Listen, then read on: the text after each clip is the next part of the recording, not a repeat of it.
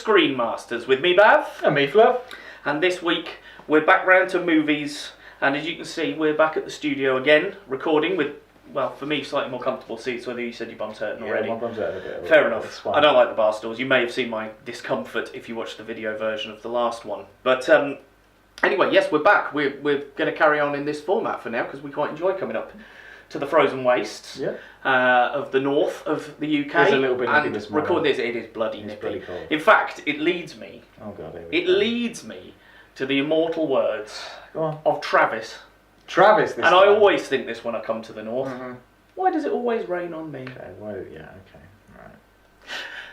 I didn't even get a pity laugh. No, you didn't, because I'm actually thinking it did actually chuck it down. Yeah, it did. It shut it down with rain. That's why it popped into my head on the way up. So it actually probably wasn't a pre-planned one then. No, that popped into my head on the way up. I was like, more impressed then. Thanks. But yes, so hello, welcome. We're glad you're here. As always, let's do the little bits of admin first. You can see us on your favourite podcast platform of choice, or hear us even on your favourite podcast platform of choice, which I'm guessing you've done if you're listening to this. You can head over to the YouTube channel and watch us over there. We haven't got a nice link for it yet because we're not at 100 subs. So if you could go over there and subscribe to YouTube, to the YouTube channel for us, it would mean the world, because as soon as we get over 100 subscribers, we can then have a nice proper YouTube link, like youtube.com/Byte Back or something like that. But go over to YouTube, search for Screen Masters or Byte Back Media, where you'll find podcasts by our cohorts up here at the Byte Back Media Network. Obviously, if you want to support us more directly, you can visit Patreon and donate money there. We have $5, $10, and $15 subscriptions. Is it $5 and $15? For some reason I thought it was $1, $5 and $15. Anyway, do you not remember the video? No, that was last month. With tiers of $1, $10, and $15. Sorry, I don't. So yes, go over to Patreon. We've got multiple tiers, as my erstwhile friend here reminds me. Erstwhile, yeah. Good word, isn't it? Check you out using big words today. I'm obviously feeling good. But yeah, all of this information, you can find the links to all of this over at the Facebook page, which is facebook.com/The Screen Masters. Over there, look at the top. The pinned link at the top of the page will take you to any of these places where you can donate to us, support us, like, subscribe. You know the deal by now. It means a lot to us. Leave a comment. Tell us what you want to see. And in fact, today's episode is from a request that we got early on. And I was merely sitting on it until the latest film by this person came out. Yes. So that I could watch it to know whether it would be included. Spoilers, it wasn't. Spoilers, it was. Oh, interesting. Well, it's also because... Well, we'll get to that. We'll get to that. So anyway, welcome. As this will seem slightly strange, because I realise that you've already had one episode this year, which was the South Park episode, and that was our first episode of 2020. But we actually shot that way before Christmas, so we're idiots, and we forgot to do the whole Christmassy New Year stuff, knowing that it would go out on time. So anyway, hi, it's currently mid-January. Happy New Year, everyone. Happy New Year. And we hope you had a Merry Christmas and all that sort of stuff, and didn't, decide you're going to ditch your family and run off to Canada. I don't know. Whatever you did, I hope you had a good time. I just started trying that. Sure. Anyway, so this week, ladies and gentlemen, we are going to start with a little bit of a catch-up on what we have been watching, and then we're going to get into our main topic, which is... this week, looking at the work of Quentin Tarantino, but specifically picking our top three. What are our top three Tarantinos? He's done 10 films. We shall go through them in a bit. But yeah, first, let's catch up then, mate. What have you been watching? A lot. I've watched a lot. Well, yeah, other than what we're discussing today. And no. Yeah, no. It's been a very busy month, I think. December, so, yeah. Beginning of January. So we've had some fairly large films released, I would have said. Yeah, there's been a lot of large films released. Now we'll talk about the elephant in the room first of all, the Star Wars: Rise of Skywalker, which we both went and watched together with, I think so. with my beautiful, awesome goddaughter. What do I mean? I think so. Of course, yes, I did go and see it. I didn't think I'd go and see it. But I think that's something that we may pick up on at a later point. I think there's enough conversation and debate about that film. Well, like we've said, so what yeah. we're going to do, whether we get a chance to record it today or whether we'll do it next recording time, we're probably going to do a special, a separate episode looking at Rise of Skywalker and the full series of The Mandalorian now that has finished being shown in the States. But we're going to do it separately because obviously we're going to go spoilery on it. And we're aware that not everyone will have seen particularly The Mandalorian yet, and people may still have not had the chance to see Rise of Skywalker. So we're probably going to do that as a separate episode that you can then tune into if you want to hear, but similarly, if you've not watched it yet, you can leave it on the back burner and come back to it when you're ready. But yes, we will be discussing that, definitely. We will. Other films, Master. Now I'm going to say it's going to have to be Master Z because it's it's American audience, even though if it's a Z, not a Z. Which is the kind of spin-off film of the Ip Man series. Indeed, yes. Also starring wonderful friend Dave Bautista. Oh, is Bautista in it? Good old Bautista is in it. Good old Bautista. Damn it, that song's now in my head again. You see, I keep messing the lines up in my head. I keep going, I walk for miles inside this pit of danger. And I'm like, no, that's wrong. The first line is, I walk alone inside this pit of danger. But you're getting to the chorus up in my own head. Exactly. It's the chorus that stands out. My point is, it's been stuck in my head so long that I've actually forgotten what order it goes in now. I'm just singing bits in my head, you know. So that was very, very enjoyable. Again, I think we'll hopefully touch on the Ip Man series at some point in the near future. Another film which I watched. Now, this was a film which I was looking forward to watching, but knew with a dubious heart that it was going to be tough, which was The Irishman. Now, 3.5 hours was not an easy feat for this film. You look at 3.5 hours and you wonder, can you survive 3.5 hours of a Scorsese film this long? Is it got enough substance? I had to do it in 2, maybe 3 sittings. It was not the easiest of Flow's films. No, I get that.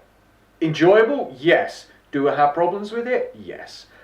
I have issues with the length of it. Doesn't need to be 3.5 hours. I understand that it's a very big epic piece, a very big narrative to tell. I think it's taken liberties with the death of Jimmy Hoffa. You see, I know nothing about this. Because I've not watched it yet, because I don't know who Jimmy Hoffa is. Yeah. And Scorsese traditionally is, I don't know, in my head he's gangster films. He does gangster films.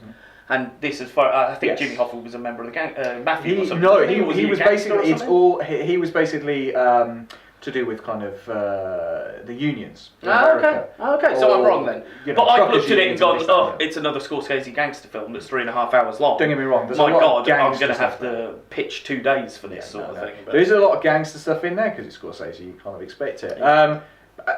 There are good performances. Joe Pesci is fantastic in this. You don't realise quite how much Joe Pesci has been away for a while, and then he pops up in this, and I'm like, he's fantastic. Yeah, I can't remember last time I saw him. Yeah, that's. I can't think of what it was previous to this, but yeah, he's fantastic in it. Don't get me wrong, Pacino does a Pacino. A very loud, very obnoxious, very boisterous kind of Pacino. De Niro, very understated, very quiet, kind of underselling it. He's not the best of characters. Like this is not a film where you're going to go by the end, oh, I feel sorry for his No, he's an outright bastard, basically. Nice. I do have a couple of issues. One is with the de-aging, whereas I commend the attempt to do it. Like de-aging the face, it works. It does work. And yeah, you look at Rob De Niro and his piercing blue eyes at points, like freaks you out a little bit. But the problem for me is you can't change the age of a person's body. There's a scene where he's kind of beating up a shop owner and he's like kicking him on the ground. At this point, you're looking, thinking maybe he's supposed to be in his 30s, maybe his 40s. His body is that of a 70-year-old. Yeah, it does not look all that well. One of the criticisms I've heard is the lack of female roles within this. I do agree. A lot of people have been very critical about Anna Paquin's role, but I actually understand the criticisms for it, but I also understand the reason for her being in the film the way she is. Her character is supposed to be quite an understated because if she said something, then that's saying more. Her silence speaks more volumes to Robert De Niro's character than any words that she can say. So, my counter, I struggle with this sometimes as well when people, there's not enough females in the film and things. When it's a historical piece, surely we have to take into account the times that it was taking place. Were there a lot of females in this environment that we're looking at? Were they anything other than eye candy and something to be slung over one's arm when one entered a bar or a club or whatever? I mean, I assume it goes back to the past, and with what, 60s, 70s? Yeah, so I mean, it's so why would there be suddenly a big girl power group? No, but I think alongside? I don't know. I mean, I think this is perhaps one of Scorsese's things. Maybe it's something that he should tackle. If you look at the range of Scorsese films, you don't look at them and think that's a strong female lead or that's a strong female character. You don't really get that sense from any Scorsese film. No. I'd like to see him tackle that. Yeah, that'd be interesting. That would be an interesting. You're right. I think the thing I'm talking about is I think it's called positive discrimination, where you go over and above to put someone in there to tick certain boxes. Yeah, to tick boxes. Where it may not be necessary. It's like Disney have done a remake of a live action version of Lady and the Tramp, and it's only been released onto Disney Plus. They haven't done a cinema release for it. But the main couple in that, or there is a couple in that film, who is a black woman and a white man, or a black man and a white woman. I can't remember now, but there's definitely an interracial relationship. Now this film is set in like the 20s, 30s. I don't think that's realistic. Is this film set in the 20s and 30s, or like the original was? That's my point. If you move it to the present day and do that, no problem whatsoever. You know, change it, make it more diverse to reflect the modern day. That's fine. If you're going to set it in the same time period, you can't increase the diversity because the diversity wasn't there. So how can I get into this film as being based in this reality you've created when I know in this reality that woman wouldn't have been dating that man or vice versa? It's kind of like I love Mary Poppins Returns, but again, we're in the Great Depression here, or we're just coming out of the Great Depression, which I think was sort of 30s, 40s, I don't know, I'm crap at dates, sorry. Comments section and all that stuff. Where were you pointing at? And correct, I was pointing down at the floor, I was nowhere near my penis this time. You're obsessed with penises. You're the one that brought it up, I was just asking where you were pointing. So, there's a guy at the beginning when the people come from the bank to try and to tell them they're being evicted or they've got to pay a loan back. And there's a black guy who's in a power of position at the bank. And in the back of my mind I'm going, but he wouldn't have been. They'd never have employed a black man into that position at that time in America. It just wouldn't have happened. So how do you get, what should we do about that? Because you're not reflecting history as it was, you're trying to show it as more diverse, which I get. Diversifying sake. Exactly. It's like I said, it's diversity for diversity's sake, or positive discrimination, because you're putting people in there who wouldn't have been there at the time. Now, I'm not saying I'm for it or against it or whatever, I'm just bringing it up as a point, because it interests me that how we get around these things in 2019, 2020 as we are now, with this triggered outrage culture and as we've said before, judging 20, 30-year-old things by modern standards, and how do you get around the problems that inherently creates with reflecting the realisticness, or that's a good word, reflecting the reality of the world as it was back then. Should we cover up the fact that black people were probably still slaves and working in households at that time? I don't know. Or should we put them in a position of power in the bank to show, hey, we're diverse, but that's not a true reflection of how things were. I think it's a really difficult thing that I think Hollywood is going to continue working with and struggling with to figure out how to do.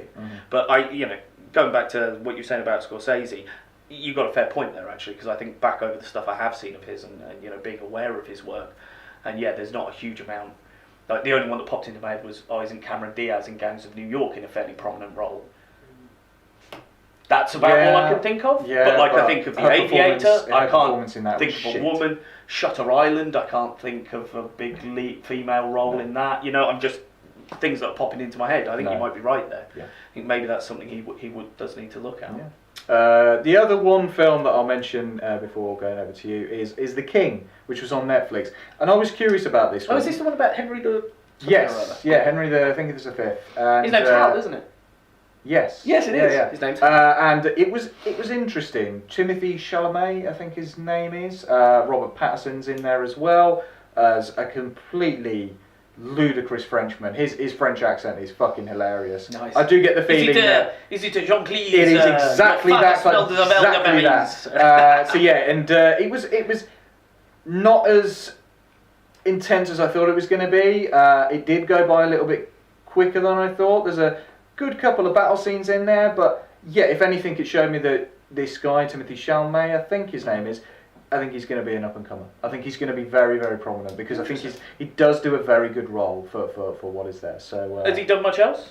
He's a name that's in my head, but yeah, I think he's gonna. You're gonna spot him over the next couple of years. I think in high-profile films. Interesting. But, how about yourself? What have you been? Well, I'll mention a couple.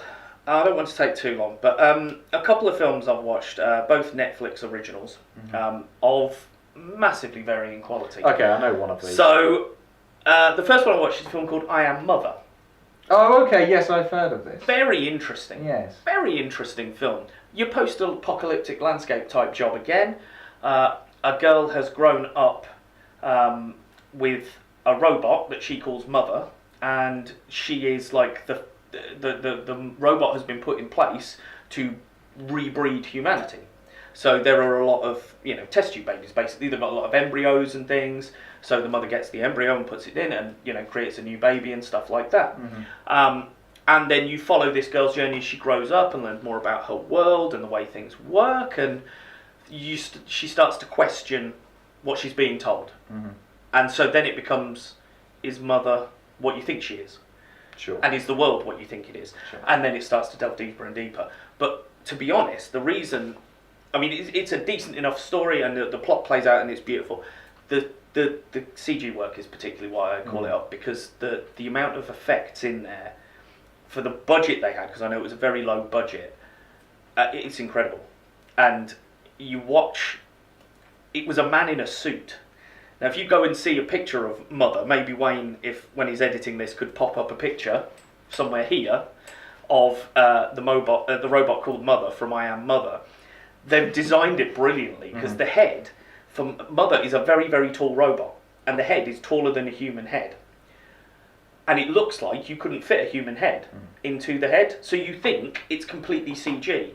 But what they did was his head finishes at the neck, and then the head of the robot is a completely animatronic robot bit that was a genuine prop that they chucked on top of him. Okay. So it looks brilliant because it looks like... Because they've put loads of detail in on the neck, so you can see that the neck is actually only about that thick. Like it's only in 2 inches in diameter. So you know that you can't fit a human in it. But it moves so well and looks so convincing that you're like, but it's got to be a man in a suit because it moves so well.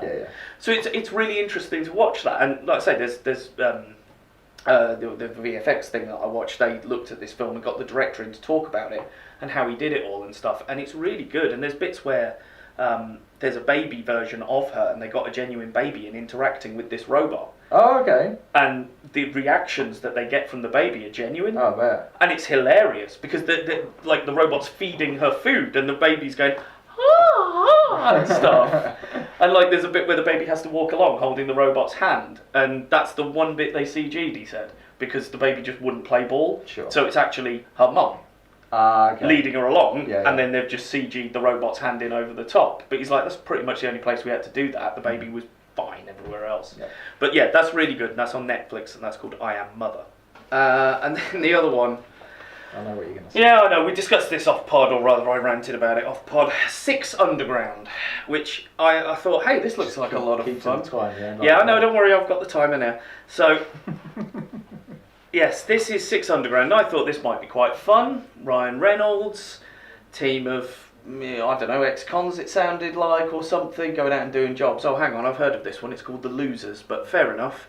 And then I realised the crux of the whole thing when I started watching it is, hang on, this initial action sequence is tonally everywhere, is incredibly misogynistic, and doesn't make a whole shitload of sense. Oh, directed by Michael Bay. Okay, right, I see where we're going now. So, yes. Hello Upskirt shots in 2020. Michael Bay, love him. No, I don't. He's shit. Action sequences so ridiculously quickly cut together that you have no time at all to orient yourself in the space that they're operating in. So you have no idea. There's a bit in like a multi-story penthouse flat or something in, I'm fairly sure most of this was filmed in Dubai or Abu Dhabi, around that area, which we'll come to. But there's this big, and it's like a multi-story thing, and there's different characters on different levels, all doing different bits and pieces, and there's guys coming at all of them. But the way everything's being cut together is you've got no fucking idea whether this character on the top floor is actually on the second floor, the third floor, below this guy, ahead of this guy, doing this when that one's doing that, or what this one's doing and that. Just makes no fucking sense, because he doesn't know what he's doing. He thinks a series of action sequences is story, and it's not. Like I say, tonally, it's all over the place. One of the guys they recruit to the team is a black guy who's an ex-soldier, and he fakes his own death so he can join their team, right? Because he's got nothing to live for.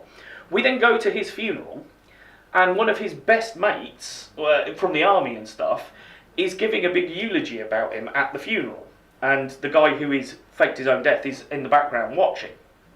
And it's a very big, muscular-looking black guy. So, of course, partway through the eulogy, they have him break down into tears and start going overly emotional and overly dramatic and stuff, because that's then the comedy of a massive black man crying at a funeral, which, again, initially we're led to believe, oh, I've got nothing left to live for. Then you see this funeral, he's got family, he's got friends, and he's just stood there going, yeah, I don't really give a shit, I've just thrown all that away. And it's like, what? What are you doing? So we're supposed to laugh at this, and this guy really letting go. Then we cut to a scene where essentially we're looking at, it's supposed to be an allegory for, I don't know whether that's the right word actually, it's supposed to be a comparison to Syria, basically, and they've just changed the name. So you've got a despot who doesn't like his own, is killing his own people with chemical weapons, but is being funded because he's fighting a worse evil. So, Syria. So Assad was gassing his own people, but he was fighting ISIS in his own country, so we backed him to fight ISIS because they're worse than he is. It's like, what? But anyway, that's the where they go with. But the whole thing is played totally straight, totally serious. We're supposed, Brian Reynolds has got his best dramatic, oh my god, I'm so upset face on for all this death and destruction. It's like, no, you haven't set this up. I'm not in a serious frame of mind right now because you're treating all this serious shit as throwaway garbage.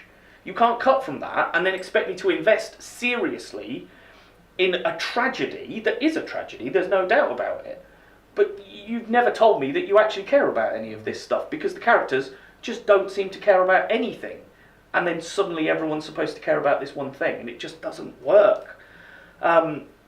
So yeah, as it's Michael Bay, we get lots of lovely Black Hawk helicopters, as you would expect. Lots of lovely getting the light to flare in the camera, where he does that thing where it spins round the person he's looking at, usually a female arse, and the light will just flare in from the sun behind them because he loves that hero pose looking up at them. It's all there. But this is the point, it's just him going, oh, you got a paycheck there? Yeah, go on then. I suppose I can just do what I did for Transformers, the first one actually, and just do a bit of that. There's a bit in it where they go to Vegas, and it's brilliant, because it's very clearly Abu Dhabi. And I know this for a fact, not because I looked it up, but because I watch Formula One. Oh, okay. And there's a bit where they're racing around a track at the beginning, and I'm like, there isn't an F1 track in Vegas. And it's because it's the Yas Marina circuit in Abu Dhabi. And they try and say it's Vegas. It's like, everyone knows that's not Vegas. Like, they don't even put stock footage of the Vegas Strip in before going to location. They actually use the external footage of Abu Dhabi as the location. There's a bit where someone gets thrown out of a building in Vegas. But then later on, we're in Turkmenistan or something it's called, whatever the fake Middle Eastern country they've made up that's the bad guy. And we go there, and wouldn't you know it, that same building that's in Vegas is also in Turkmenistan. How weird. It's just so cheap, man. Yeah, and again, I wanted to like it. It's written by the Deadpool guys. Turgistan, that's what they call it, Turgistan. It's written by the guys who wrote Deadpool, Paul Wynick and Rhett Reese. Now, and that's what they've tried to do again. There's a bit there's the opening sequence when you're in a car chase basically, and someone's in the back. They're trying to remove a bullet from an injured teammate. Ryan Reynolds is in the front with someone's eyeball, and that's getting slipped about all over the place and being really funny. And Dave Franco's driving the car, and it's just all kicking off all at once. And yeah, that's funny. I some of it is quite funny, but the fourth wall breaking, self-referential stuff works in Deadpool because Deadpool is that character. Deadpool doesn't take anything seriously. Deadpool does treat things very lightly. So you go with it when they do that. When they mix these really ridiculously harsh tones together of stupid comedy and, dark tragedy, it works more because you accept that from the character. This film's supposed to be in the real world and bears no passing resemblance to the real world at any point. And I just, don't just keep writing the same script and changing the actors around. And like I say, I wouldn't even say it's a particularly original idea, because it's basically just the story of The Losers, which is a 2-part graphic novel that's available and was also made into a film with Chris Evans. What's his name? Zoe Negan. Saldana, I forget Negan's name now. And Jeffrey Dean Morgan. Thank you, that's the one. There was a good Yeah, Idris Elba was in there as well. Yeah, that's it. He played. Yeah, he's in there. I think it's Jason Patrick. Yes, he's the bad guy, isn't he? Max. Yeah, it's a great film. I really like it. Yeah, I enjoyed it. Yeah. So yeah, Six Underground on Netflix. Don't watch it. It's bollocks. Absolute bollocks. Unless you like Michael Bay, in which case, well, there's no hope for you, is there really? Well, if you're a Michael Bay fan and you're listening to this, then let's see. Michael Bay, Armageddon and The Rock. I think I'd back both of those. Other than that, he can do one. But yeah, there you go. There's one positive, one negative for me on what I've been watching. All right then, let's find my notes, and we shall get into our main topic. He says, flicking past multiple pages of notes for the next episode. Okay. So, shall I go first? You go first. Okay. This is, movies is yours. Indeed, movies is mine. So, I am going to start with, well, actually, let's prefix this a little bit then. Tarantino. 10 films. Started in 1992 with Reservoir Dogs. Now, here's the thing. I haven't written these down, so we're going to try and do this off the top of my head. So, Reservoir Dogs, Pulp Fiction, Jackie Brown.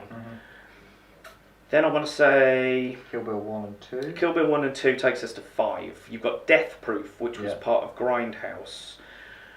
Inglourious Bastards, Hateful Eight, Once Upon a Time in Mexico, in America, and Django Unchained, which comes in the middle there somewhere. So yes, there you go. There's the 10 films. And yeah, I'm like I say, someone, I think it was one of your friends, wasn't it, who said, "Oh, you're going to do an episode on Tarantino." I'll be straight. I'm not like a massive Tarantino fanboy. I don't think. I think he's got some amazing qualities, and I think he is fantastic at certain things, like almost genius level at some things. I think he is yeah. But I just think some of what he does, it just isn't my kind of thing. No, not every film. Like Django Unchained, I can appreciate, but it's just not for me. I don't enjoy Django Unchained. Death Proof, didn't really enjoy it at all. Death Proof is hit and miss. I mean, the problem is that was Grindhouse, and that was Planet Terror and Death Proof. Planet Terror is by far and away the better film, because that's Robert Rodriguez doing a proper B movie Grindhouse type film in his style, and I think his style works a lot better for that sort of stuff. Again, as we've discussed today, weirdly, go and watch Dusk Till Dawn, the original Dusk Till Dawn, not the series, the original movie, and again, not the what was it called? The second one was called Hangman's Daughter, and I think had Rob Patrick in it. Point is, I think by the time you got to the third or fourth, I'm fairly sure John Bon Jovi was the lead in one of them. Oh my god! By the time we got to the third or fourth, I'm not confusing it with vampires. No, I'm not confusing it with that, because that was Jimmy Woods. Yeah, that's it, Jimmy Woods. Yeah, that's right. So no, I'm not confusing it with that. It must be one of the Dusk Till Dawns. He ended up as a lead. But anyway, and yeah, I've like there's other stuff he's done. There's a film called Four Rooms. Yes. Which is based around a hotel where there's 4 different rooms that we go and look in. I've seen that, and they're all directed by a different person. Our friend Gary Keller, again, got me into that. And I love his part in that. I think that's really good. I think it's a great film anyway. But yeah, I wouldn't say I'm like oh my god, the new Tarantino's out, I've got to go and watch it. Yeah. That's just not for me. Like we said, we've waited for this episode so that we had Once Upon a Time in Hollywood out on home video so that we could include that in the discussion and like I say, see whether it made it. It didn't for me. It did for you, so that'll be interesting to see. But yeah, alright then. I'll stop fluffing around it. Top 3.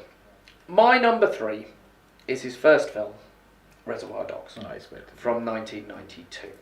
Now, as far as the plot for this one goes, it's fairly straightforward. It's a bank job gone wrong.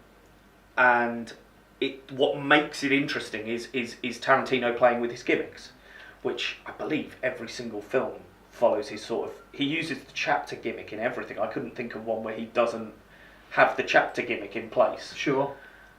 Certainly all the ones I watched did. Yeah, no, pretty much. I can't think of one that doesn't. Because he likes doing that chapter thing, and also he likes playing with timeline. And telling a bit of the story at the beginning and then going back and telling it afterwards. And, that can work sometimes. I feel it becomes a bit of a gimmick at times, and a crux maybe. And even though one of these is my favourite, I am aware that there is a problem with it to do with that, which I'll get to. But yeah, Reservoir Dogs is a bank job. We start out, we see basically the aftermath of a bank job gone wrong. And then we follow these characters, we go back and we see what led them to this point. We're aware there's a mole in the group. We don't know who it is, so again, we're trying to look for that as we're going through. Looking at the cast list, you've got so I've just written down the main colours, because everyone identifies themselves by a colour, that's their code names, because that's a very funny scene at the beginning where they're discussing the code names, and you get, is it Steve Buscemi moaning about being Mr. Pink, because it's Mr. Pussy, or is it Mr. Brown is Quentin Tarantino, and he moans about being Mr. Brown because it's Mr. Shit. So you've got Harvey Keitel as Mr. White, Tim Roth as Mr. Orange, Michael Madsen as Mr. Blonde, or Vic Vega, who is the brother of Vinny Vega, I believe, isn't he? Well, in the Fiction. Tarantino era, because there is supposed to be a Tarantino verse, isn't there? Yes. Supposedly. Steve Buscemi as Mr. Pink, Edward Bunker as Mr. Blue, and Quentin Tarantino as Mr. Brown. So we follow these guys. They're in a warehouse, basically. They're posting. Some people are injured, some people are not, and it's cool. Like, there is such a cool factor associated with it. It's that classic thing of Little Green Bag, and I'm coming to the soundtrack because Jesus Christ, but Little Green Bag, everyone in suits, with shades on, Ray-Bans on, walking down the street. It's that. It was just the epitome of cool. Like, how many people, when that film came out, were like, right, I need to get all of my mates together. Yep, we all need to go in black suits and black sunglasses for Halloween or whatever, because guess what? That looks fucking sick. Exactly. And it's that comes with it. And I think he developed that here. And I think Pulp Fiction, the one after, really nailed that sort of cool factor. For me, Pulp Fiction, I feel it glorifies some things that I wouldn't glorify, and that's why spoilers, it doesn't make it into my list. But I get that the cool factor behind it helps. I think Tim Roth's probably my favourite, and again, this opened me up to something I'd not seen before when I first watched it. When they're in the warehouse and everyone, there are people who are injured. People aren't. He's very good at demonstrating pain and violence as it would be in real life. You know, you get what I'm saying? Not the Hollywood imagining of it. Yeah. Because we imagine that when you get shot, a little puff goes off on your chest. Well, it doesn't. That's the squib exploding. That's the squib going off in Hollywood, creating that little puff of smoke. So that doesn't happen in real life. But in our heads, that's what we would imagine would happen when someone gets shot. But Tarantino doesn't work to that, because he's like, no, because that's not what it would look like. I need to make it look like something else. When people get shot and are in pain, they're not just sat at the side being quiet. They are writhing. They are in agony. They are moaning. Even though you've got other characters trying to have dialogue over the top, you've still got someone in the background going, ah, because they're in fucking pain. They've been shot, and that was the first sort of time I'd seen that. I went, huh, it doesn't look like the violence I see on other things. It doesn't look as polished. It looks like I could touch it. Looks like that blood pouring onto the floor is real. I could actually dip my finger in there, you know? Oh, Jesus. Now, obviously, like I say, the soundtrack, I still remember to this day. I love the soundtrack. You got Little Green Bag, Hooked on a Feeling, which obviously came back with Guardians. They used that one as well. I Gotcha, Magic Carpet Ride, Fool for Love, Stuck in the Middle, Harvest Moon, and Coconut, which is the Lime and the Coconut. I love that song. And I love that soundtrack, particularly Magic Carpet Ride, which at the time was not a song I'd heard. And I adore that track. It's such a great rock song. I think you can start to see as well where his flares lie in script writing. And that's where mine goes, because I think he is a genius script writer. I was just about to say, like, possibly one of the greatest script writers of our time, but whether I'd go that far, I don't know. I need to do some more research, but I definitely think his genius lies in scripting and his dialogue. And how he can create things from that. And in this one, it's mostly just the one-liners and the pithy comments back and forth. And again, the fact that the dialogue feels like natural dialogue. It doesn't feel like an actor reading a script. You know, it feels more naturalistic. And yeah, like I said, the violence isn't anything I hadn't seen before, but I just hadn't seen it done this way. So it really hit with me. The intensity, the actual connection to the characters. Yeah, absolutely. Sometimes when they just throw away, oh look, that 2-bit character's been shot. Nobody cares. Okay, this person integral to the whole plot because this is a very small cast with just the oh yeah, it's basically just them, which is why I wrote their names down. Yes, there are some cops chasing them. Yeah, blah, exactly. blah, blah, but that's it. It's basically a 5-6 hander between them. Area as well. Yeah. In this one little warehouse, so it's like, okay, every character here is integral to the plot. Everything they do is integral to the plot. There's no throwaway kind of moment. There's no throwaway character in that respect. Yeah, absolutely. So, and then there was, I'll just touch on it, but there was a lot of controversy at the time around the Stuck in the Middle sequence where, Michael Madsen's torturing one of the security guards, isn't it, who's from the bank. Again, I only bring it up because it was a thing at the time, but why did that get into the public zeitgeist? Well, because it felt real. That's why. That's why people complained about it, because they watched it and it felt like this was actually happening. And that's down to Michael Madsen being a freaking nutcase and making himself look as if he was genuinely doing it and enjoying it and everything. And the guy sounds terrified, strapped to a chair. He's covered in blood. He's screaming. He's crying. Again, it feels real. Yeah. He's not sat there being some big hero asshole going, oh yeah, dude, whatever you want to me, I'm never going to talk, Yeah. And he's not being there just being a simpering bastard. He feels like a real person who's really stuck in that scenario and just wants to bargain for his life. He doesn't know what's going to fucking happen to him, and he's terrified over that. At least if you're put in a situation, you're like, I am going to kill you. Yeah. At least you know, and you can start to prepare yourself, I would have thought, for that scenario. But being there at the whims of a madman, not knowing where this ends, that terrifies me far more. There's a wonderful parody of this in my favourite TV show of all time, Always Sunny. And it's an episode where Charlie catches a leprechaun. Okay. And so basically, a guy, and it's St. Patrick's Day, and little guy basically breaks into the bar and then goes down to the basement and gets stuck on a glue trap. Right. Because Charlie's always putting glue traps down to try and catch a leprechaun. No, to catch the leprechaun, because that's it. Every year, Charlie wants to catch a leprechaun. They're like, there's no such thing as leprechauns, and he's like, yeah, I'll still put the glue trap down, and he catches the leprechaun. So in the end, like, he ties up the leprechaun. And then, pulls out a switchblade and starts drinking paint. Because that's Charlie. That's just Charlie. He's drinking straight paint. So he's now got the song on and he's dancing around and he's basically just about to slit the throat of this leprechaun, wanting to find out where his pot of gold is, because it's Charlie, and of course he believes it's a pot of gold. And then eventually the rest of the gang comes in and they're like, Charlie, have you been drinking straight paint? And it's just like it's a normal thing. Yeah, like, exactly. But that's Charlie, have you been to the paint again? Yeah, and it's just brilliant because it is just literally a recreation. Every time you tell me about something on it, I do laugh. I'm telling you for I years. need to watch it. I know. Telling you for years. I will watch it. I will.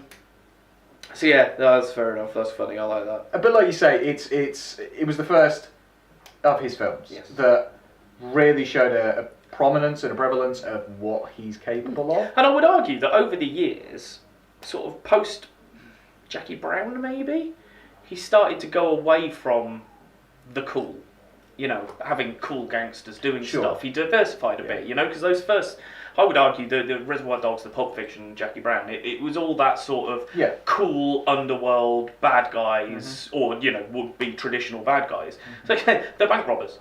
Yeah. Yet you want to be him. Yeah. You don't want to be the cop coming in after him. You want to be the fucking... Even though he's on the floor, being shot and he's dying, you're like, I'd still rather be Mr. Orange than him, It's like the cop. It's like...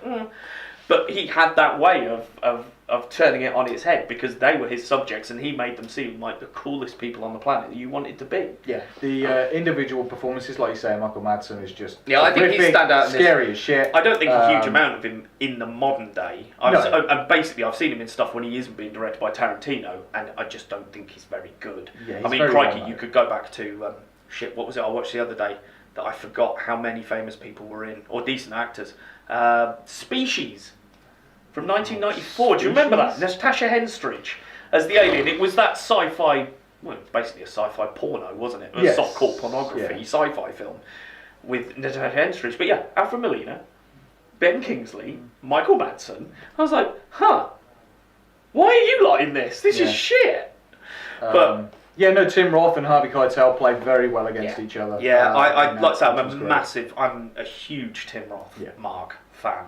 Call it what you will. I love Tim Roth in pretty much everything he does. I was gutted when they cancelled Lie to Me. Yes, likewise. That show. Well, I don't know. It kind of dripped off by the second season. I suppose so. I think the bit I loved the most is whenever they went to the ad breaks and they'd show you clips of real life faces showing that micro expression that showed you what they were just talking about. That's brilliant. We're talking about whether people have a guilty face or not. Oh, here's OJ's face. Here's Bill Clinton's face when he's being asked about Lewinsky. And it's like, interesting. I can see what you're saying. Really good. No, it's very funny. It's very interesting anyway.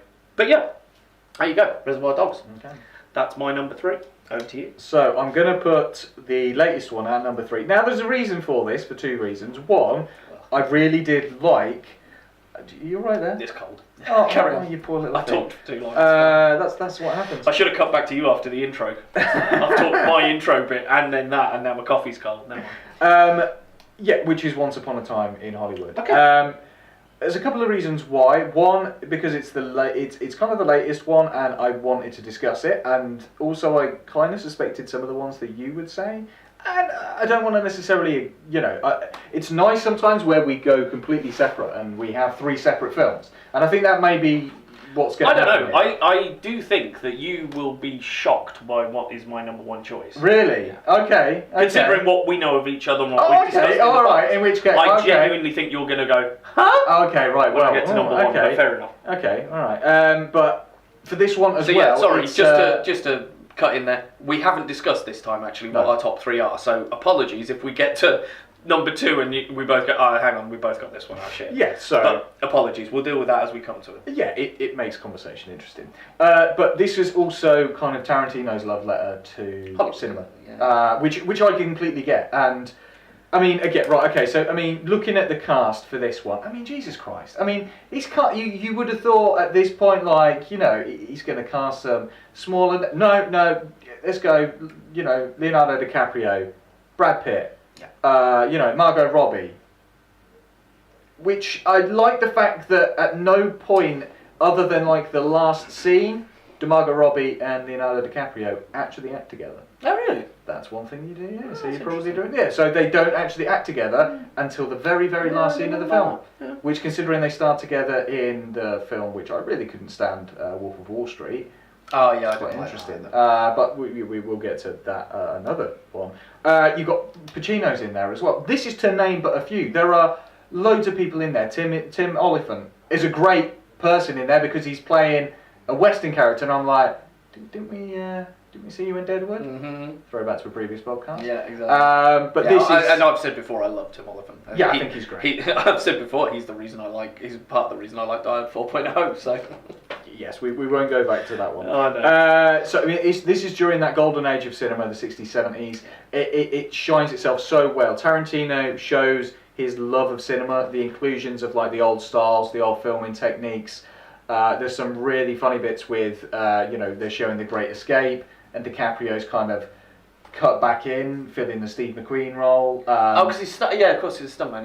Yeah, but it was just like, oh, okay, I might have got starred in this film. Yeah. And then it shows basically him in that role, and I was like, wow, you've put some technique together for this. They've done the Western stuff.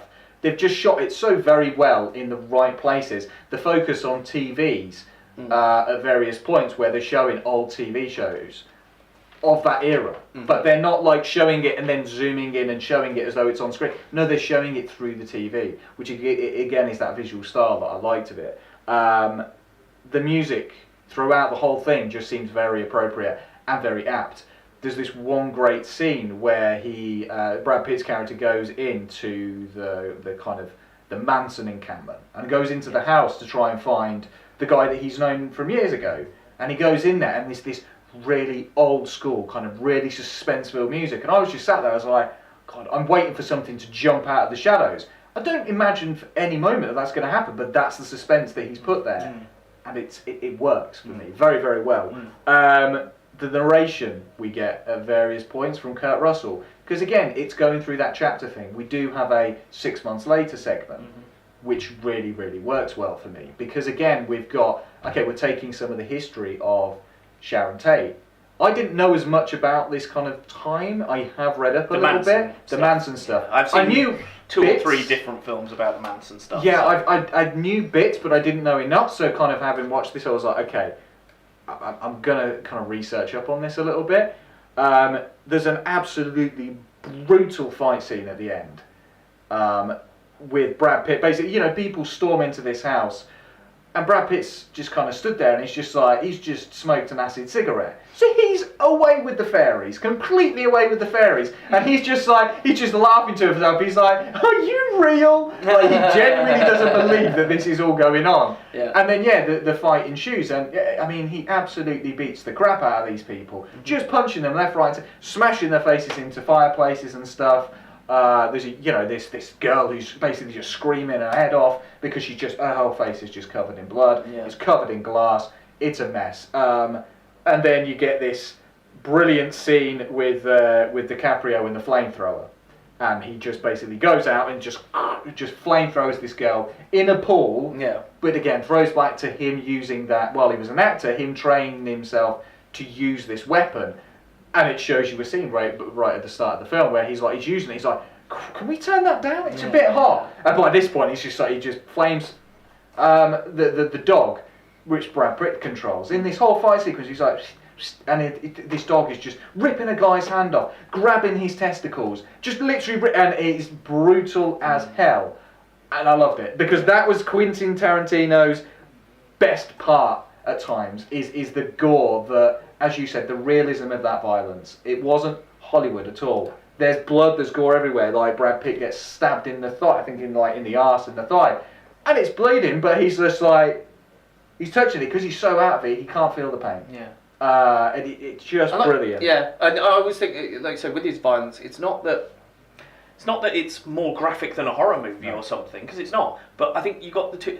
Horror movies tend to go too far sometimes and up the gore to unrealistic levels too much that way, and then some Hollywood stuff polishes it too much and makes it look too crisp and clean and not real, and he sits in between the two, just enough gore so that it looks real. It looks like they're pulling tendons and this, that and the other, and the guts have fallen out, but not so splatty that it turns it into a ridiculously over the top torture porn film or something. It's that kind of thing where you just kind of, when you're watching it, you're going, ooh. Yeah. And then you suddenly go, ooh, and you're like, okay, that hit that, but you haven't taken it too much far past that for me to go, oh, you've literally gone, ooh, so very well played. I mean, this Which is just fantastic. I mean, there was the criticism, like the Bruce Lee scene. I was going to say, I hope you're going to mention the Bruce Lee scene, because I have issues with that as well. I definitely do. Now, don't get me wrong, I think we all know that there was a certain arrogance of Bruce Lee, that's just commonplace, but for him to just be picked up and thrown against the car by an individual, I'm like, no. I mean, I've watched it, man. I know he was trained by the best in Wing Chun. I know that he would never, ever have just been picked up and slammed against the car. I find that very hard to believe. He was a fucking hard bastard. Yeah. Genuinely a fucking hard bastard. Not a kayfabe hard bastard. He was really a hard bastard. So I wasn't down with that arrogance scene. But there's a scene later on where he played, I think his character, Margot Robbie's character, she's being taught some fighting moves by him. And I was like, okay, that's more appropriate. That is more in line with the kind of character that he is. So that was good. Margot Robbie is very good in it. For the very minimal role that she plays this person who's just capitalized by cinema, by herself on screen. And the fact that she's on screen and can't seem to believe it. She goes to the theatre and it's just like, yeah, that's me on. They take a photo and she's just like, she sat there really enjoying it with the cinema goers. And she's really enjoying it, which is the real harsh truth of the fact that this film is basically set up as a Once Upon a Time in Hollywood, because these are fictional characters which essentially prevent Sharon Tate and all of her close friends from being killed by the Manson family. That's where so instead of going into Sharon Tate's house, they go into DiCaprio's character's house. Rick Dalton, I think his name is. And so because of that never occurs. Yeah. And you get this happy ending with, Rick Dalton meeting Sharon Tate, and he gets invited up to the house. He's like, oh, okay, this could be resurgence of my career now. Where the reality is, they butchered and murdered her and all of her friends when she was 9 months pregnant. Yes. But it's that he likes alternate history, doesn't he? Yeah. As again, we'll see from my number two. But... So I mean, it was 2.5 hours, 2:40, I think it was. I think you could chop about 20 minutes out. See, the thing is, I mean, you probably could, but because it just started to feel a bit long to me. Now it doesn't. It started to feel long to me, sort of an hour and 45, 2 hours in. So that's not too bad. But yeah, I just think there's about 20 minutes in the early bit. From the first 2 hours, I reckon I could get rid of about 20 minutes, and then shorten it down a bit so that you're not quite as tired by the time you hit that mark. But I wasn't as bothered by the time on this one, like having watched The Irishman, which is 3.5 hours long, and I was looking at this going 2 hours 40, and I was an hour and a half in, and I was like, I don't feel the sluggish pace of this one. I'm like, this has gone relatively quick, whereas I was an hour and a half into Irishman going, when can I have my break? I needed a break at that point, whereas this I was happy to go through. There's some great performances in there as well. Maggie Qualley, I think her name is, which is going back to The Last on Earth, which is a film that I discussed previously. She's very good as one of these hippies that Brad Pitt meets on a journey one day, and she's very good in her role. There's not much more female roles in this, aside from her and Margot Robbie, there's not a great deal. But I really enjoyed it. As a Tarantino one, a couple of his last ones haven't necessarily hit home, but I thought this was a love letter to Hollywood, and I really enjoyed it. Yeah, I thought it was, like I say, I thought it was enjoyable. I had issues with the Bruce Lee sequence, and yeah, I chop about 20 minutes out. But like I say, it's not to say I don't like it. I mean, generally, like I say, I think, as I was thinking about this, I was like, there's like 2 of his films that I would say, actually, I don't want to watch that again. I don't really like it. And they are Jackie Brown and Kill Bill Volume 2. See, for me, it would be Django Unchained and Death Proof. Yeah, fair enough. Whereas I'm a horror fan, so I kind of like but Death Proof. This is where this is good, everybody. Exactly. Because we do have different opinions. Exactly. So, But it's funny, isn't it, that generally, like I say, that is not a bad film whatsoever. No. But and it just doesn't quite make my top 3, because he's done some good stuff. No, I mean, I would imagine that this film will be up there for some Oscar contenders. Not necessarily for everything, but certainly screenplay, exactly, I'd be amazed if screenplay wasn't cinematography in there as well. Yeah, it should be. Whether it is for directed as well, because it is very well done. Has he had a Best Director? Because I'm just thinking, he's got to get to... I mean, I doubt he cares, because he's Tarantino, but... Normally, the Academy get to a point where they're like, oh, we haven't given this person an Oscar yet, so we need to make sure he gets the Oscar, because obviously Scorsese won it for one of his worst films. Yeah. Well, I certainly hope he doesn't win it for The Irishman because. I think lot, he's obviously going to be up for a lot on that. He's going to be up for a lot, but I don't if you think want to put he it up should for, win put it up on technical bounds. Oh yeah, I have. There's The fact, like you say, they haven't done yeah. the hands. I've heard because I haven't managed to watch The Irishman yet, as I say, but I've heard the hands. You can see, because they're 70-year-old man hands at some points, and with a 30-year-old face, and it just doesn't work. But yeah, if you want to put them up for technical achievement or something, that's fine. The costume, I wouldn't attire, put them up for the way that it is shot, the whole, the mise en scène of it all works a treat. Nice, mise en scène. Kicking it back to the old days. I was going to say, I wish I knew what that meant. I just know it's something to do with film. I didn't do films. I didn't do film at uni, so I don't know. Yeah, that's taking me back to my. I just know it's a thing. But no, so yeah, on those grounds, sure. On other things, no, not so much. But so there you go. That was my number 3. Cool. So yeah, my number 2. Did you finish talking about that one succinctly enough? Yeah. Okay. I'm just worried that if we cut, did we finish the previous cut off properly? No. Anytime we do, we always do it. Yeah. Back to me then for number 2. So my number 2 is Inglourious Bastards from 2009. Now, again, let's look at the cast list, shall we? Brad Pitt. Yeah. Christoph Waltz. Yeah. Daniel Brühl. Michael Fassbender. Diane Kruger. Even Mike Myers.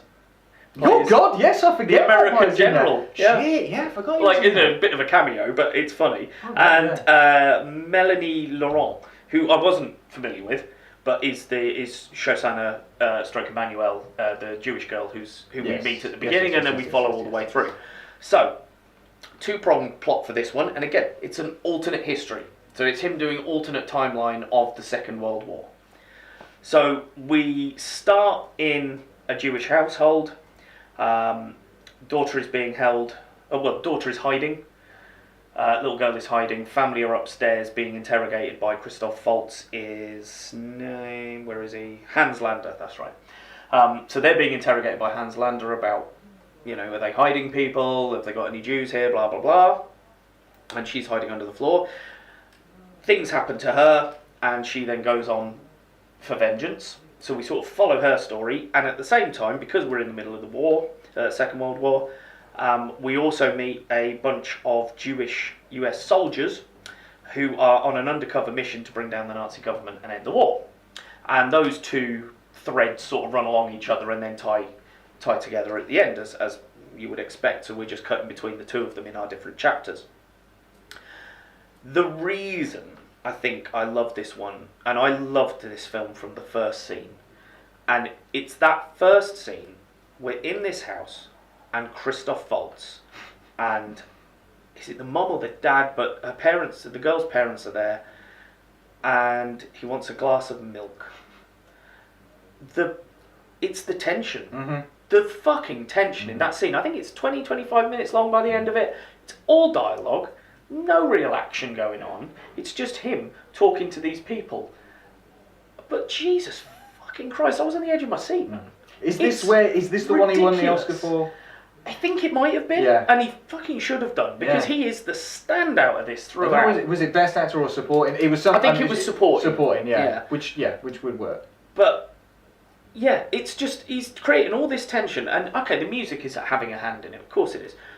But it is the dialogue that he's written, so the script is giving some nice meaty, words that can be interpreted two ways, so that you're not sure whether he means this or does he mean that. Mm-hmm. And this is nice, but that's really dark if that's what he means. And Christoph Waltz himself, he's just fantastic. Mm-hmm. He does this understated bad guy who...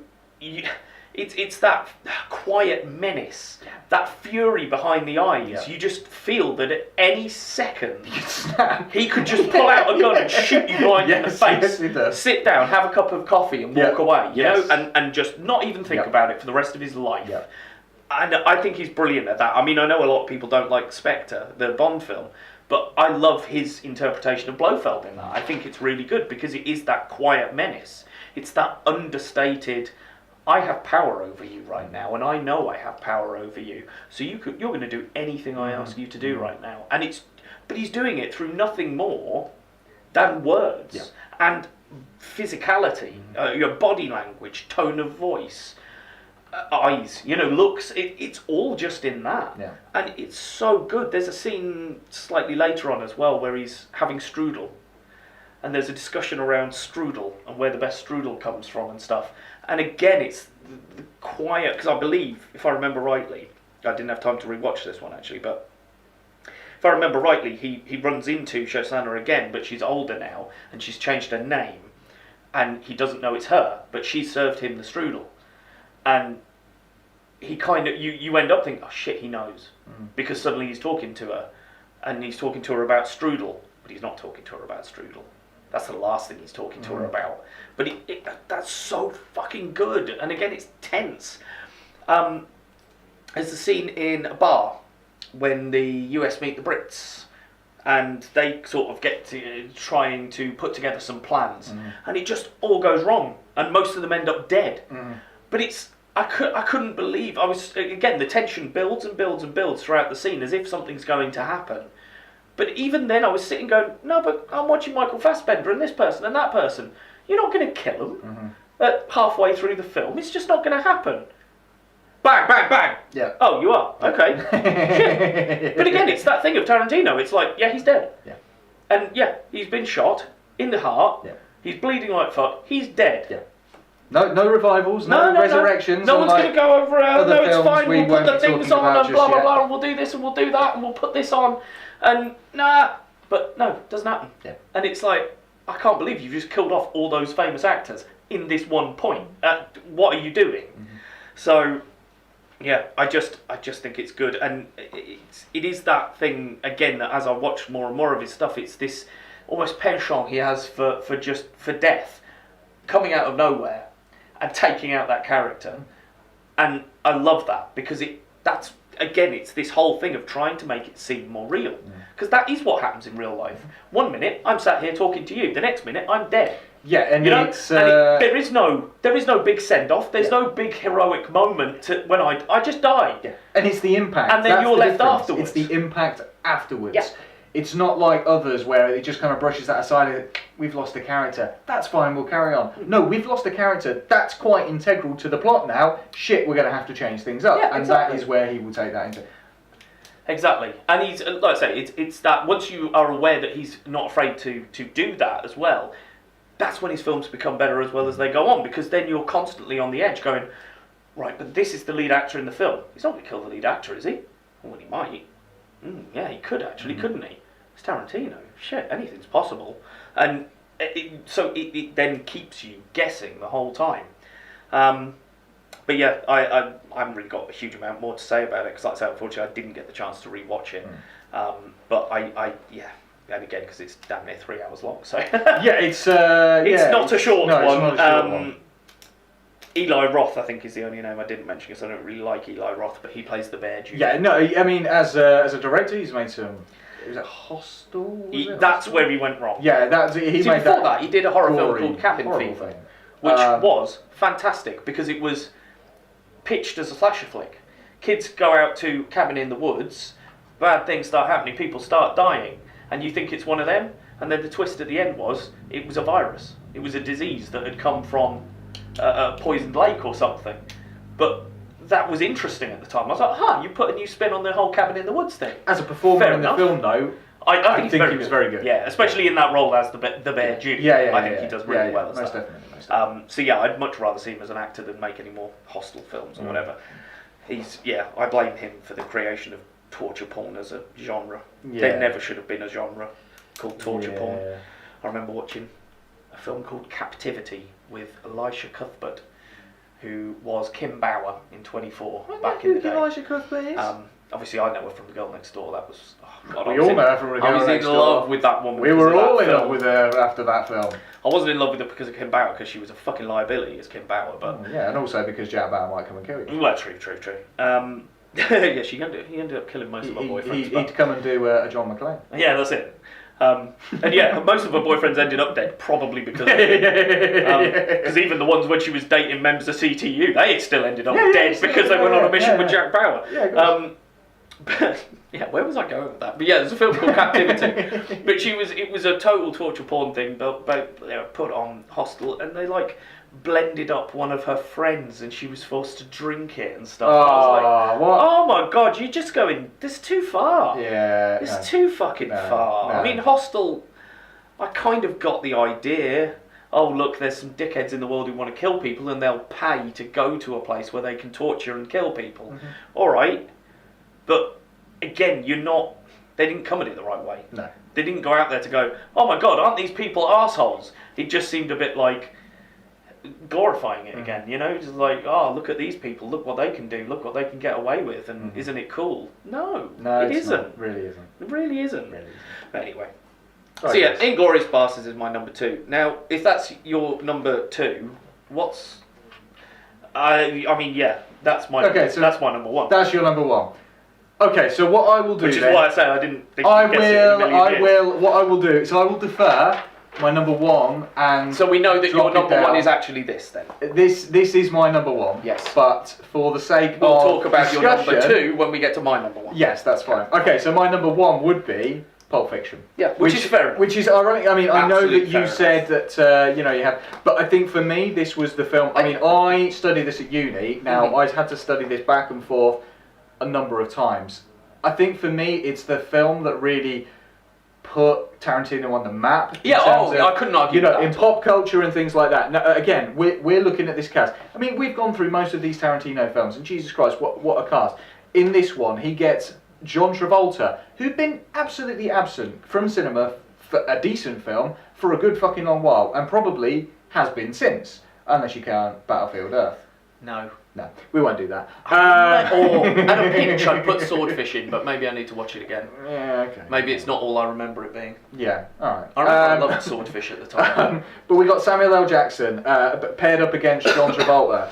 We've got a relative newcomer for me at the time was Uma Thurman, who yeah, I didn't really fantastic. know much about her. You've got Harvey Keitel in there. You've got Tim Roth back in there again. You've got Ving Rhames in there, which I kind of forgot about that, and I was like, yeah, Ving he's Rhames in there. Yeah, because it's always the Bruce Willis bit that I forget. Yeah, and then he's part of that, Walken in there as well with the whole. This is your your father's watch speech, sticking it up his ass and stuff like that. What a speech! Yeah. You got Bruce Willis in there as well. I mean, but and Tim Roth. Yeah, Tim Roth. He's one of the robbers at the beginning, isn't he? Yeah, of course. Well, he is. He's the main guy in the diner, isn't he? Yeah. And him and Honey Bear. I just remember the beginning of, is it Scooby Snacks? Yeah. Fun-loving criminals that samples it? Yeah. Any of you fucking pigs move, I'm gonna execute every motherfucking last one of you. Yeah. Love that. But I mean, this is like that multi-threaded story with 3 interconnected main stories, the Vincent, the Jules and the Butch. Yeah. Now these are sequences which aren't necessarily in chronological order, which when you're watching the film you kind of go, huh, but it makes perfect sense to the narrative that he is telling. And also it makes me go back, because I had to study this. When I was studying it, I had to study what was the impact of this scene for this one. The fact that without some of the interplay, Jules would have been around to help Vincent, so Vincent wouldn't have died when Bruce Willis killed him, because he would have actually had his backup instead of Ving Rhames' character, who gets run over, and all this kind of stuff. So it all threads back to itself. But I mean, there are so many iconic scenes and speeches in this film. Everyone knows Royale with cheese. Royale with cheese, yeah. You know what they call it?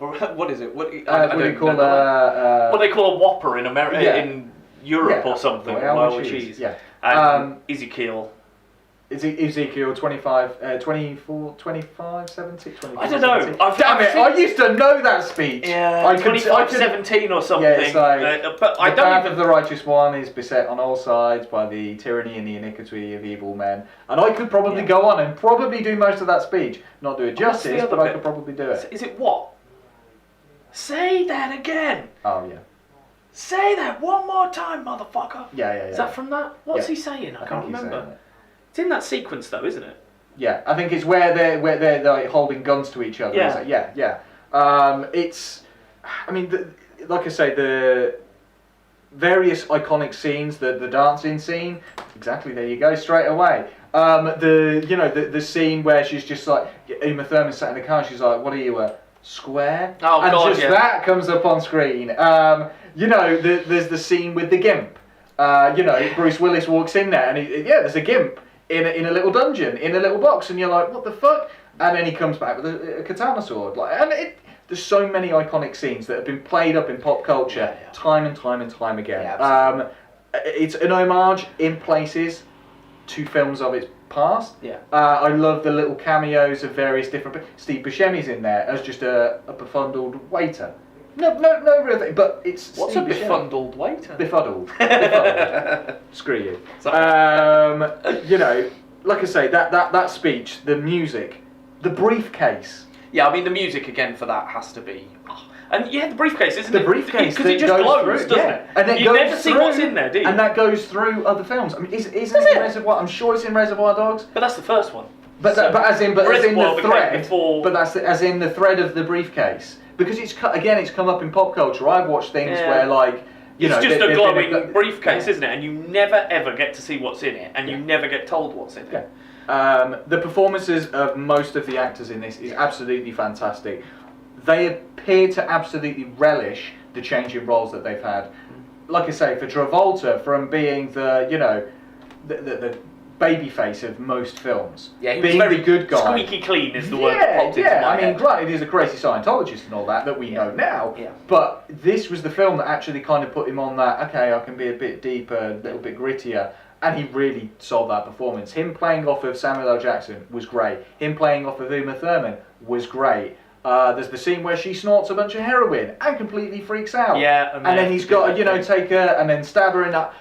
There's so many amazing pieces in this film. I mean, to be fair, this is the epitome of Tarantino for me. Juggling these multi-storyline threads, juggling such great actors, getting dialogue that actually goes nowhere but says a lot. And this was, for me, quintessential Tarantino. The style of it, the cinematography, the music, the editing, the fact that he edited it in the way that he did and it became so successful.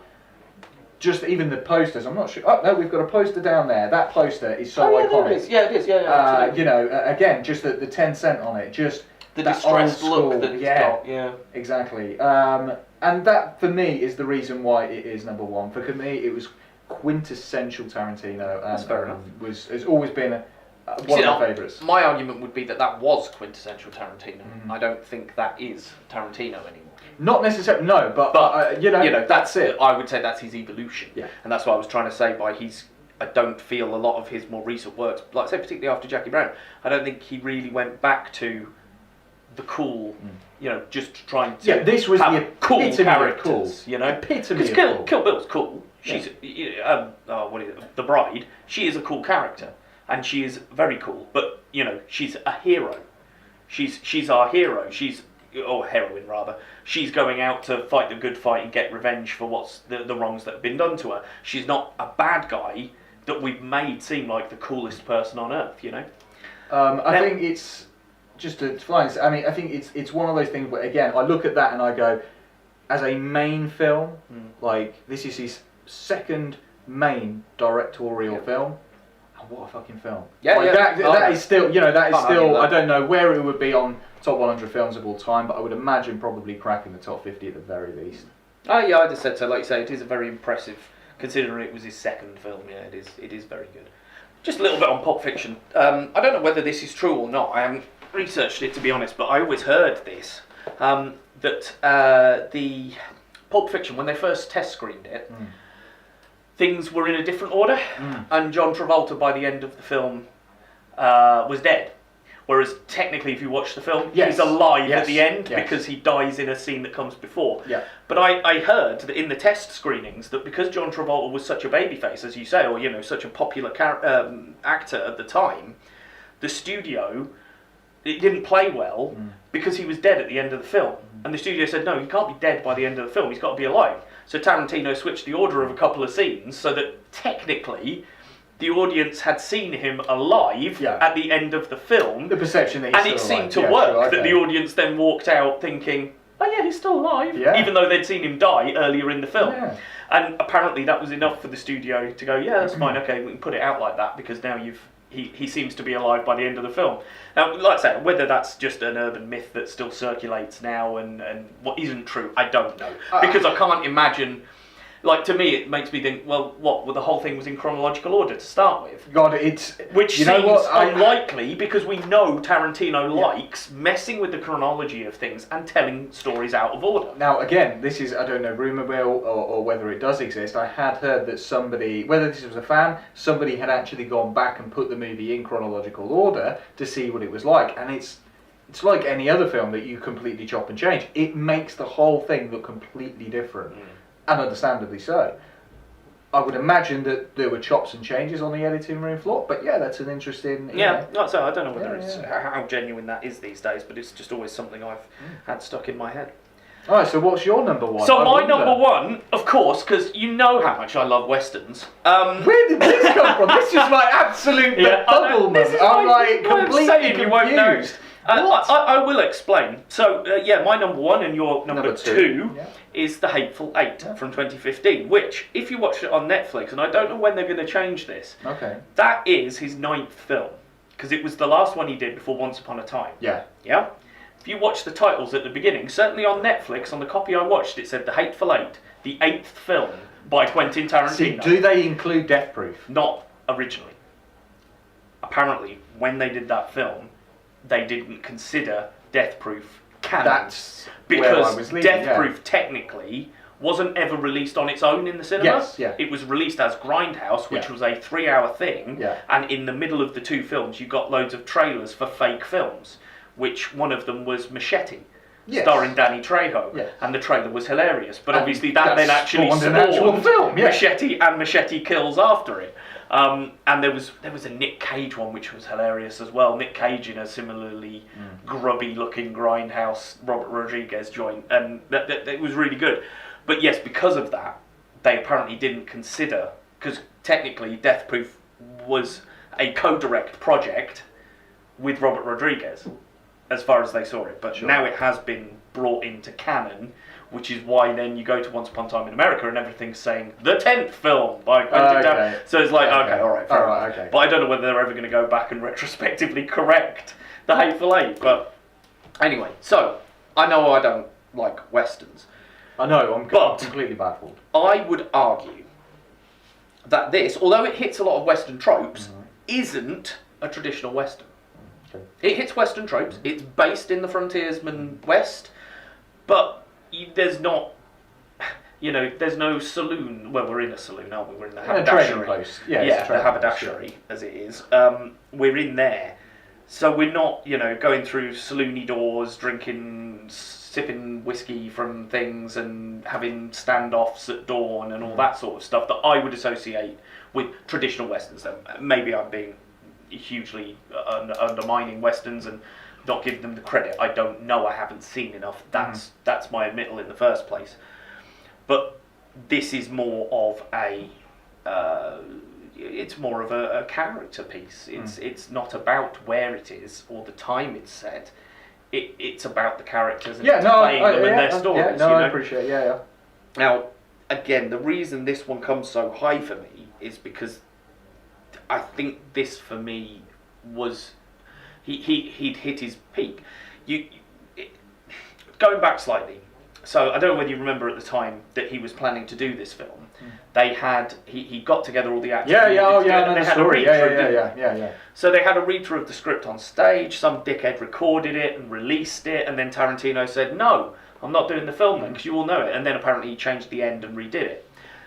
But I think... think about that. The thing was so popular, it went down so well, with no costumes, with no background, with no props, with no music, no nothing. Just a read-through of the script went down so well that someone put it out there and people loved it. That's where it's the dialogue. And again, I look at this film and I love the dialogue because it is that old-timey Western, what I would associate with being the Southern American drawl of those times that we are, maybe stereotypically given, but, it's Samuel L. Jackson's beautiful delivery of some of this stuff. Kurt Russell being amazing again. Jennifer because Jason Leigh is fucking phenomenal. Daisy in this. Domergue. Love Absolutely her. phenomenal. Love her. She's Absolutely so phenomenal. good. And yeah, I've never seen her like this really. You know, she's again. I know her from some fairly clean cut stuff, and I know her from some weird stuff like Existenz. Yeah, for some reason, it pops into my head. That still pops in my head. Yeah. But you know, it's just a totally different person that you see there, and her character is incredible because it isn't just the one-dimensional female character. It's this, it's that, and then there's twists and turns as we go along. And also just shout out to Walton Goggins. I was literally just about to say, God, I love and this I've got guy. to mention Walton Love Goggins. this guy. I love this guy. His voice, his voice is the one I love the most. He's got the best accent on it. It's again, it's that in those that southern drawl, that western voice. It's the pronunciation of things, and it's the dialect and the words that they're using. Just the way they come out with that accent on them just takes it up a notch for me. But again, you're building all of this. It is building amazing tension, and the whole thing is, I think, a 2.5, 2 hour 40. I think it's just over 2.5. So let's say a 2.5 hour masterclass in slow burn storytelling. You could not get, like, if a scriptwriter came to you and said, how do I build tension and how do I keep people interested in a story for this length, go watch that. Fucking hell, I didn't turn away from that for ages. And it's the bit where he's Samuel L. Jackson's character's talking to the older man whose name I haven't written down actually. Bruce Dern, that's right. Talking to him, and then he stands up and there's the whole discussion about his son and stuff. Oh, Jesus. That's so fucking brilliant because you've got Bruce Dern reacting to it as he should, and Samuel L. just with a wry smile on his face, knowing that he is chipping away at the heart of this man. It's just like, how many more words do I need to say before I've got you? Let's try a couple more then. Let's try this description of it. But again, it's the language that he's using to describe the things that he's done. And I'm trying not to give it away too much, because again, I do think this is worth watching for anyone, whether you like Tarantino or not. It's just the storytelling and the build of tension. The music is incredible because he got Ennio Morricone in to do it. So you've got that guy from the tradition, from the westerns that everyone knows and you've heard before. And it's, the opening sequence where they're trudging through the snow. And it's just 5 minutes of like a car coming towards us in the snow being pulled by horses. Yeah, I've got that snowy, isolated trading post. Just that iconic scene as you look at it and you just think, I wouldn't want to go travelling in that. But that's. So yeah, the setting there and the atmosphere that we're creating. I mean, I don't know about you, but I genuinely felt cold at times watching this film. Like, I don't know whether they did shoot it outside in the freezing wastes or whether they shot it in a studio. It's Tarantino, but so exactly, anything's possible. I'm fairly sure you can genuinely see breath at points, whereas, in a lot of films they'll CG breath if it's supposed to be cold. Yeah. But it helps, and it's when the actors go to the coffee pot and they genuinely seem to be enjoying the warmth from it. Give me the warmth. And again, that just puts across to us the impression, and the wind is just constantly there in the background, howling away, rising and falling. Yeah. Every time the door opens, you feel, oh God, it's cold. Shut the fucking door. I mean, that is a great joke that plays throughout the whole thing, isn't it? The door. You need 2 pieces of wood. 2. Yeah. Oh, it's fucking brilliant. Chapter 4, I really like the beginning of. It's slightly odd in the film, I think, because by the time we get to chapter 4, we haven't had a narrator or anything to kind of introduce us to anything. Yet at the beginning of chapter 4, we start with a narrator. And essentially, it's just running us around, catching us up on where we are. But it's the chapter is called Domergue's Got a Secret, and it's where she knows who's poisoned the coffee. And Tarantino is the narrator himself, doing some little fourth wall breaks and stuff, which, again, I know he's used before in other films, but in this one, we hadn't seen that yet. So it was interesting when that came in, but it didn't take over, it didn't then carry on for the rest of it. It was just like for this little bit, and I almost felt like it was almost like a half-time thing, like a midpoint point of going, okay, this is where we are, this is where we're going for the rest, and off we go. Yeah. But I really enjoyed it. I mean, again, we've touched on the deaths and everything, but they are brutal, they are final, they are painful. And in this one particularly, it's Tim Roth. When he gets shot, he annoys the piss out of me because he is screaming like someone would if they were in agony. He's just hamming it up. He is, absolutely. But as we say, it works because it feels genuine then. Because Tim Roth's such a good actor, he wouldn't be overacting just for the sake of it. He's like, "Ah, shit, I've been shot, man." He's just running, ah! Yeah. Because it would fucking hurt. You've been shot by a flintlock rifle with some fucking balls in it, you know, metal balls. It isn't going to be clean. It isn't going to be nice. No. You know, there's going to be blood flowing. There's going to be a big fucking hole in you, and you're going to die. Probably nothing you can do about it, you know? Yeah. And I think that comes into it as well, because it's that realisation in those times. You know, they know that if they get shot like that in this scenario, as you said earlier, you know, we're trapped. Yeah. We're in this location. Maybe you didn't say that earlier.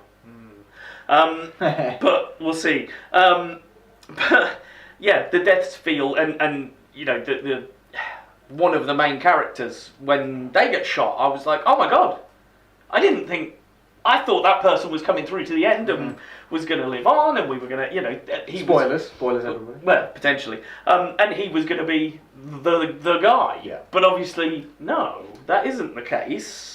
And yeah, it's it's really I really enjoy it. I think it's fantastic. I'm torn on the reveal of the extra baddie, if I can be a little bit vague with it, because I don't like that way of doing it, you know, and having this thing that no one could have ever guessed because we've never been shown any hints that it existed. You know, it's like a shit whodunit from True Detective Season 4 when the bad guy, the perpetrator, turned out to be someone we never could have guessed because we'd never met the character. We didn't know the character existed in the world. It's just bad storytelling. But I will give it pass because, as we've said, he changed the ending. So for all I know, it had a different ending that didn't do that, and he changed it to that because he was like, well, I've got to do something that no one is going to know at all, even if they've heard the script read through. Yeah. So, you know, I'll give it a break because of that, because it puts that shock element in there.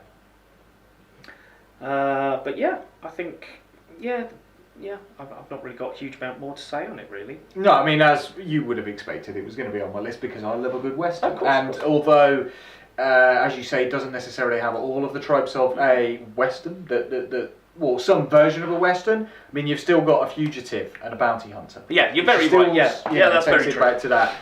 You know, they're picking up another bounty hunter and then picking up the future sheriff in the great Walton Goggins. Just, I mean, I can't speak enough about the guy. He's just fantastic. He's one of the standouts of this, definitely. Again, this cast: Jennifer Jason Leigh, you know, Samuel L. Jackson, Kurt Russell, Tim Roth, Walton Goggins, Bruce Dern, to name but a few. Well, I won't give away all of them because obviously that would be revealing some other characters as well.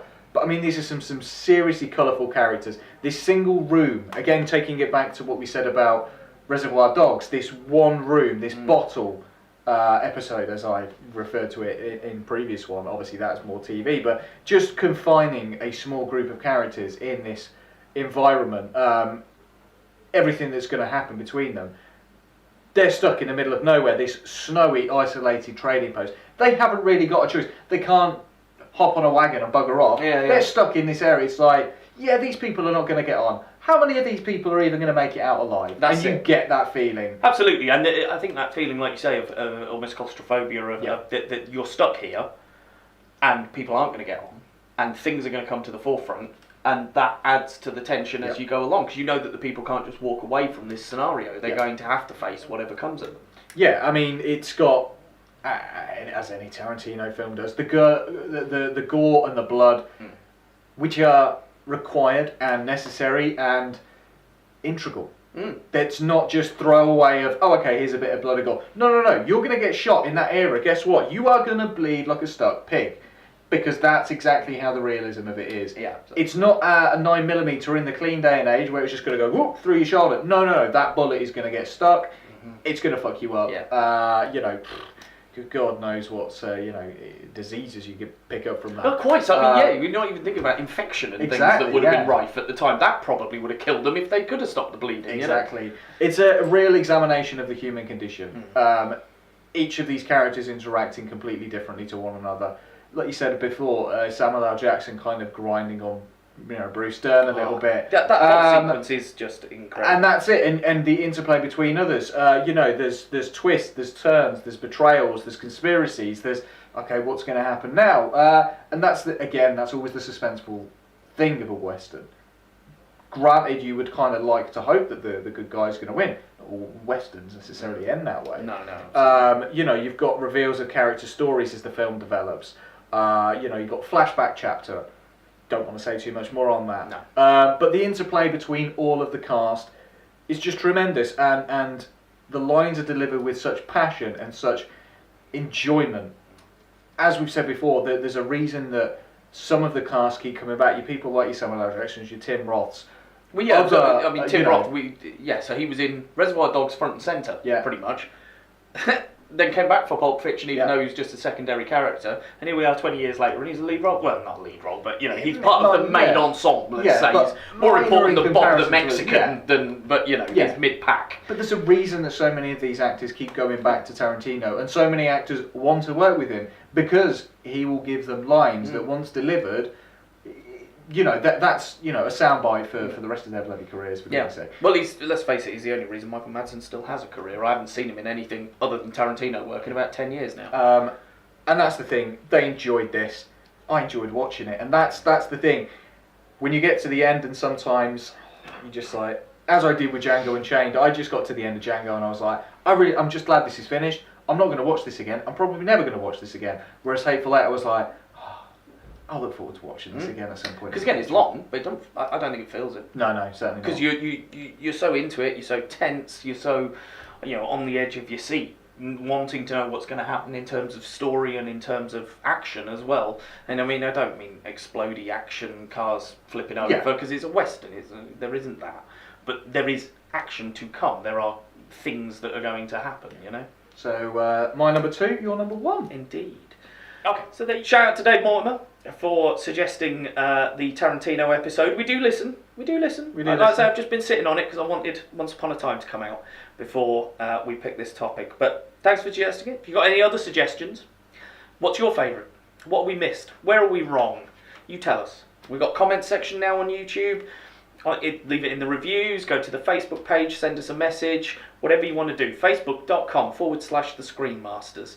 There is a post pinned to the top of that where you can find links to the YouTube channel. Please go over there, give us a like, subscribe to the channel. It all helps. It's going to help to eventually monetize the channel, which will then start to pay for this studio and our space and our designing as we continue to go. For all the YouTube viewers, you can see that we've changed our background for this week and we are continuing to make more changes. We're also in more comfortable chairs because I couldn't handle the bar stools. And my bum's still a bit sore. Yeah, your bum's still a bit sore, that's fair enough. I still think there's other reasons for that. But, yes, go to the Facebook page, go to the YouTube channel, like us, subscribe to us, send us a message, whatever you want to do. If you want to support us financially, you can go to the Patreon site, where we have tiers at 5, 10 and 50. See, that's where we, that's the 15. Yeah, we need the 15 thing. I'm not putting my hand between your legs. With tiers of $1, $10 and $15. And you can support us and get extra content, and we will be really appreciative. I don't know what I was going to say there. I lost my line halfway through. But there you go.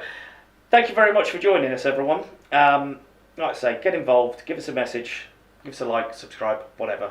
We will see you for the next one, and a Happy New Year to you all, even though by the time you're listening to this, it's probably the end of January. But hope you've had a good first month of the year. We've been doing this for only about 6 months, so we're getting there. Don't worry. Next year, we're going to be planned in advance for when we're shooting the Christmas episodes. Oh, will we? Yeah. Because we should have had tinsel round stuff, and we should have been dressed up with our Christmas hats and wishing people Merry Christmas. I don't do Christmas. But yeah, I know. But it was November. I don't do Christmas in November.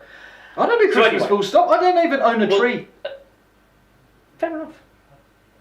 Comments section down there. What do you think? Should he own a tree? Why doesn't he do Christmas? I don't know. Is he the second coming of Scrooge? Hey, I still watch my Christmas Guardians of the Galaxy film. That was Christmassy. Mm-hmm.